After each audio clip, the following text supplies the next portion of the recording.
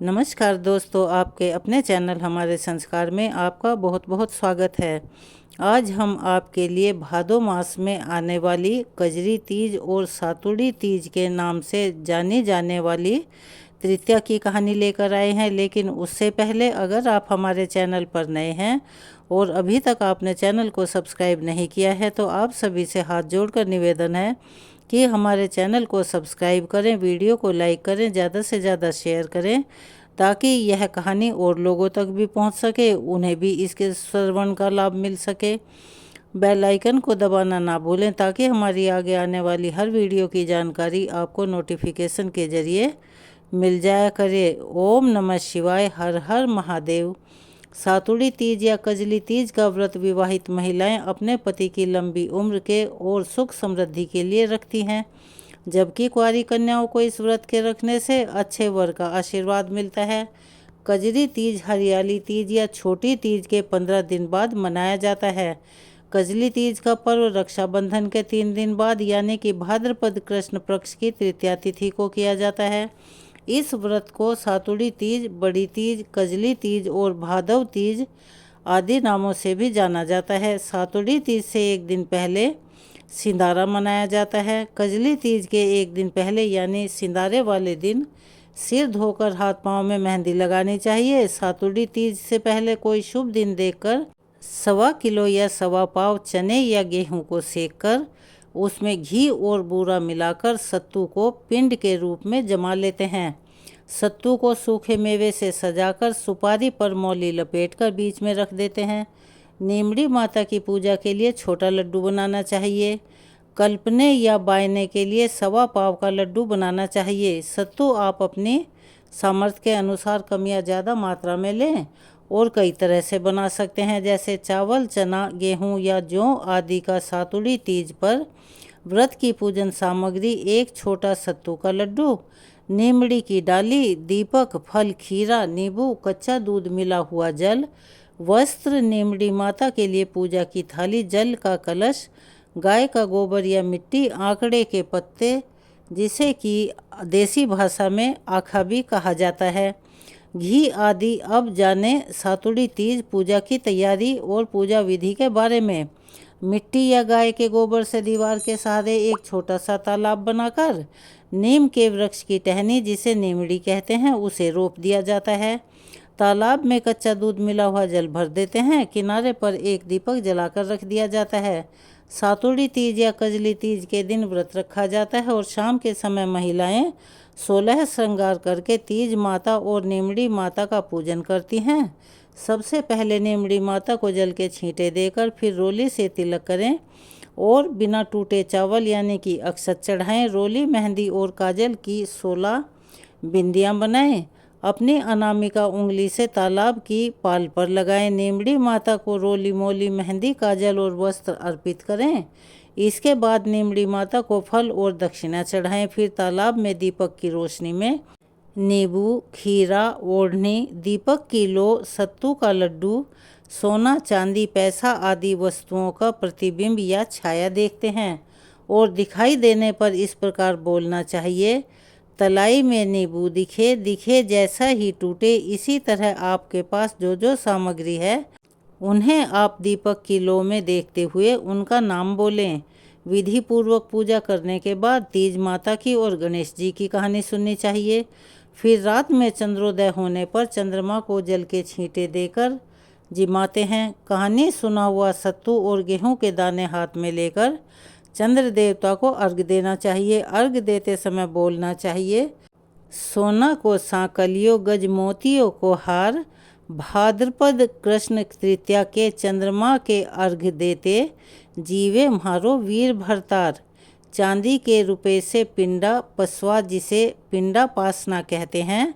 सत्तू पर वस्त्र और रुपए रखकर बायना या कल्पना निकालकर सासू जी को उनके पैर छूकर फिर उन्हें देना चाहिए। कजली तीज का व्रत का उद्यापन उजमन शादी के बाद किया जाता है। इस व्रत के उद्यापन की सारी सामग्री मायके से आती है। 4 बड़े पिंडे बनाए जाते हैं, एक सासू जी का, एक पति का, एक गणेश जी का और एक खुद का, और 13 छोटे। कुल 17 सत्तू के पिंडे बनाकर मौली और सुपारी लगा दी जाती है।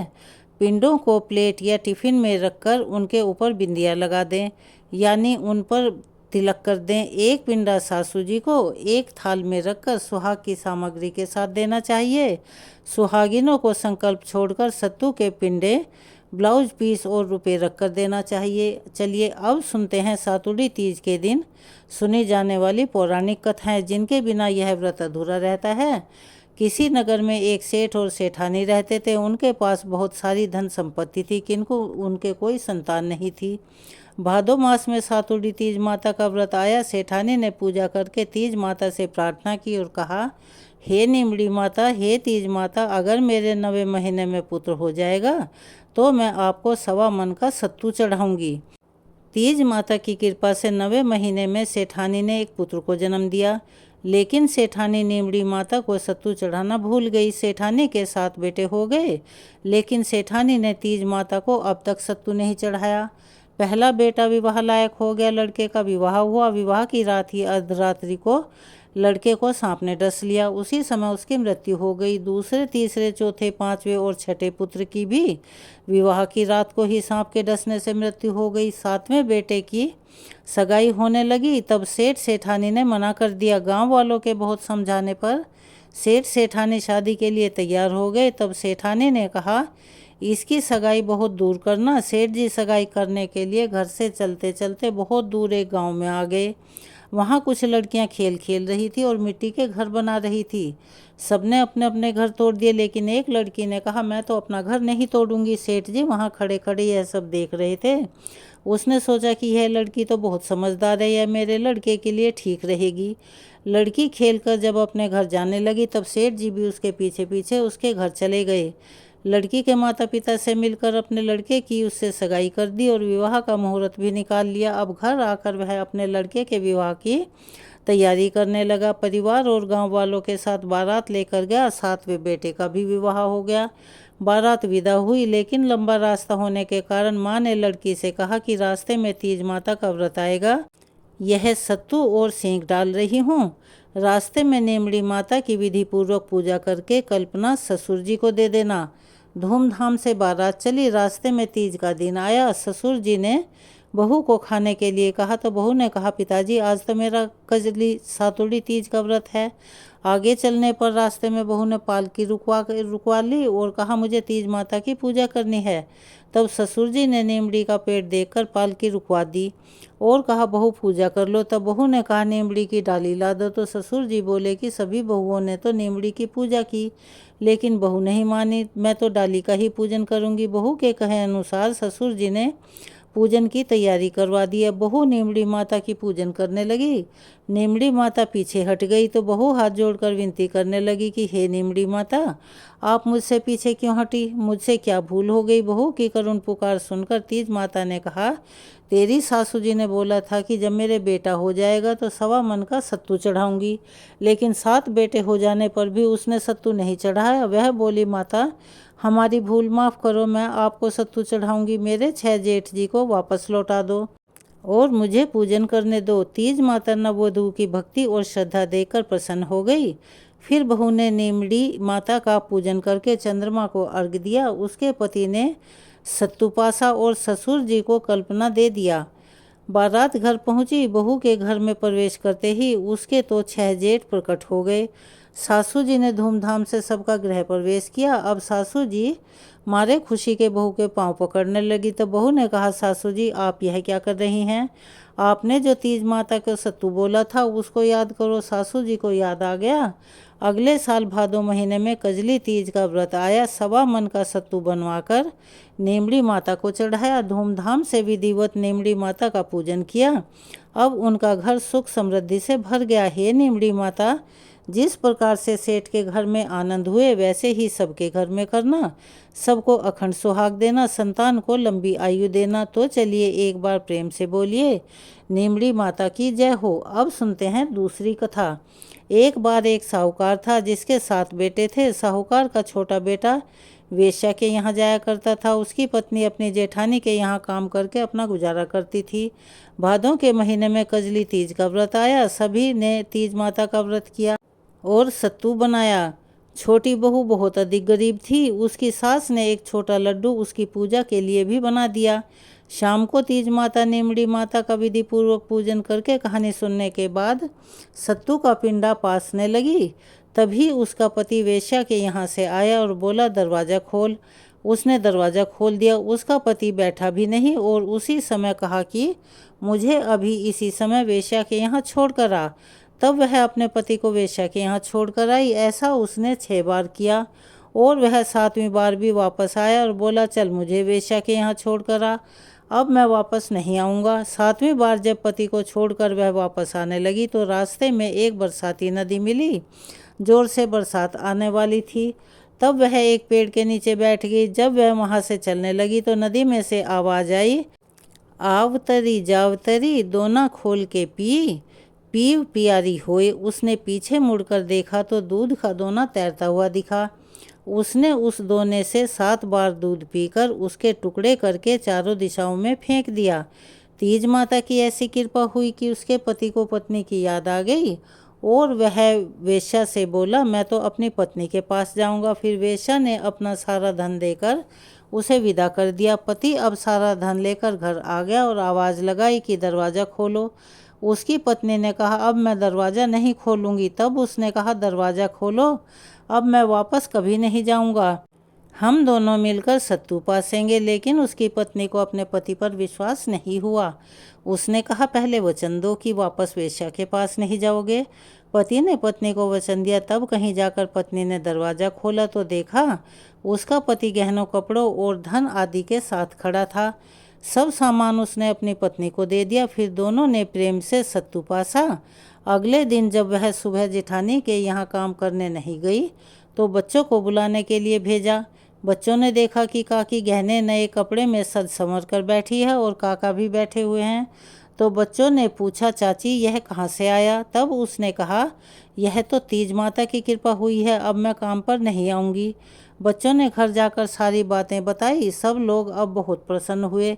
तीज माता जैसे आपने साहूकार के बेटे बहू पर प्रसन्न हुई, वैसे ही सब पर प्रसन्न होना, सबके दुख दूर करना। तो चलिए प्रेम से बोलिए तीज माता की जय। अब सुनिए तीज माता की एक और कहानी। एक गांव में एक गरीब ब्राह्मण रहता था। भादो मास में कजली तीज का व्रत आया। उसकी पत्नी ने उससे कहा कि आज मेरा कजली तीज का व्रत है, मेरी तीज माता की पूजा करने के लिए सत्तू लाना। ब्राह्मण बहुत गरीब था, वह चिंतित हो उठा और सोचने लगा, चोरी करूं या डाका डालूं, पर पूजा के लिए सत्तू तो लाना ही पड़ेगा। रात के समय वह ब्राह्मण घर से निकला और एक साहूकार की दुकान में घुस गया। ब्राह्मण ने चने की दाल, चीनी, घी लेकर 1.25 किलो वजन का सत्तू बना लिया और जाने लगा। तभी दुकान का नौकर उठ गया और चोर चोर चिल्लाने लगा। उन्होंने ब्राह्मण को पकड़ लिया। साहूकार आया और उसके पूछने पर ब्राह्मण ने कहा, भाई मैं कोई चोर नहीं हूँ, मेरी पत्नी ने तीज माता का व्रत रखा है, इसीलिए मैं सिर्फ 1.25 किलो सत्तू बनाकर ले जा रहा था।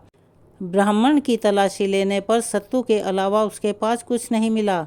उधर तब तक चंद्रमा निकल आया। उसकी पत्नी इंतजार कर रही थी। साहूकार ने ब्राह्मण की गरीबी और ईमानदारी से प्रसन्न होकर ब्राह्मण की पत्नी को धर्म बहन बना लिया। उसने पूजा की सामग्री, सत्तू, कपड़े और बहुत सारा धन देकर ब्राह्मण को विदा किया। हे तीज माता, जिस प्रकार ब्राह्मण और उसकी पत्नी की आपने लाज रखी, वैसी कथा कहने वाले, सुनने वाले और हुंकारा भरने वाले सबकी रखना। अब सुनिए तीज माता की अंतिम कथा। किसी गांव में एक जाट रहता था। उसने 2 विवाह किए, दोनों से एक एक लड़की हुई। कुछ समय बाद जाट की पहली पत्नी मर गई। अब सौतेली माँ अपनी बेटी से तो कुछ काम नहीं करवाती थी, उसे बहुत प्रेम और स्नेह से रखती थी, लेकिन दूसरी बेटी से घर का सारा काम करवाती। दोनों लड़कियां समय होने पर बड़ी हो गई। एक दिन जाटनी ने जाट से कहा, मेरी बेटी के लिए पैसे वाला लड़का ढूंढना और दूसरी के लिए साधारण लड़का ढूंढना। जाट ने दोनों बेटियों का विवाह कर दिया। सौतेली बेटी मेहनती और समझदार थी, उसने अपनी समझदारी से सबका दिल जीत लिया। जाटनी की बेटी घर का काम नहीं जानती थी और अकड़ में रहती थी, इसीलिए उसके ससुराल वाले उसे बहुत दुखी हो गए थे। कुछ समय बाद जाट दोनों को लेने उनकी ससुराल गया। पहली लड़की के ससुराल वालों ने तो उसकी बहुत बड़ाई की, परंतु दूसरी वाली के ससुराल वालों ने उससे उसकी बहुत शिकायतें की और कहा, आप अपनी बेटी को ले जाओ। जाट अपनी दोनों बेटियों को लेकर अपने घर आ गया और सारी बातें जाटनी को बता दी। जाटनी घर का सारा काम अपनी लड़की से करवाने लगी। कुछ समय बाद भादो मास में सातुड़ी तीज का व्रत पड़ा। दोनों बहनें पूजा करने गई तो पहली लड़की ने कहा, हे नीमड़ी माता, माता तू मीठी है, वैसे ही मुझे भी मीठी रखना। दूसरी ने कहा, तू तो कड़वी है। माँ ने सुना और तुरंत समझ गई और लड़की को वापस पूजा करने भेजा। तब लड़की ने नीमड़ी माता का पूजन करके कहा, हे नीमड़ी माता, जैसे आप मीठी हैं वैसे ही मुझे भी मीठी रखना।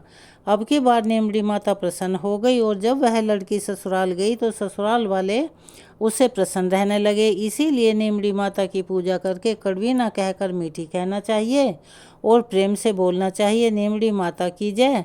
तो यह थी कजरी तीज और सातुड़ी तीज के दिन सुनी जाने वाली सारी कथाएं। अगर आप भी तीज माता का आशीर्वाद लेना चाहते हैं तो इनका व्रत विधि विधान से करें और कमेंट्स बॉक्स में जय हो नीमड़ी माता की, जय हो पार्वती माता की, हर हर महादेव लिखना ना भूलें। अगर आप हमारे चैनल पर नए हैं और अभी तक आपने चैनल को सब्सक्राइब नहीं किया है तो प्लीज़ हमारे चैनल को सब्सक्राइब करें, वीडियो को लाइक करें, ज़्यादा से ज़्यादा शेयर करें ताकि ये कथाएं दूसरे लोगों को भी सुनने को मिल सकें। बेल आइकन को दबाना ना भूलें ताकि हमारी आगे आने वाली वीडियो की जानकारी आपको नोटिफिकेशन के ज़रिए मिल जाया करे। अपना सहयोग और प्यार हमें ऐसे ही देते रहें। कमेंट्स बॉक्स में नीमड़ी माता की जय, तीज माता की जय हो, हर हर महादेव लिखना ना भूलें। धन्यवाद।